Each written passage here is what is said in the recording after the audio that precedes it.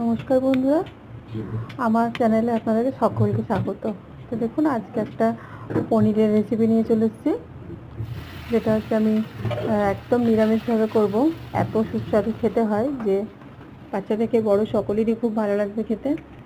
অপূর্ব test, বিশেষ কিছু মশলা লাগে না, খেতে কিন্তু খুব সুন্দর। নাম একদম কী বলবো, এটা দারুণ খেতে হয়। নিরামিষ সুস্বাদু পনিরের একটা রেসিপি। তো চলুন বন্ধুরা দেখে নিই। প্রথমেই আমি পনিরটাকে কিউব করে কেটে অল্প তেলে ফ্রাই করে নিলাম। তারপর ওই তেলের মধ্যে আর একটু অল্প তেল দিয়ে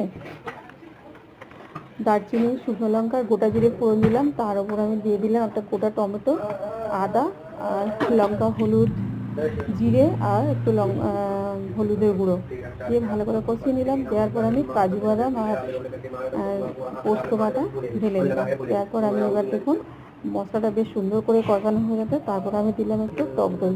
টক দই দিয়ে ভালো করে বেশ সুন্দর মজিয়ে যাবে, কষানো হয়ে যাবে। তারপর জল দিয়ে আমি পনিরটা ঢেলে দেবো।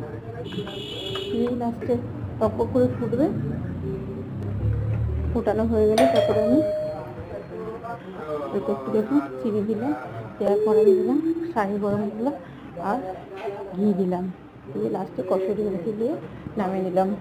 এই যে হয়ে গেল আমার নিরামিষ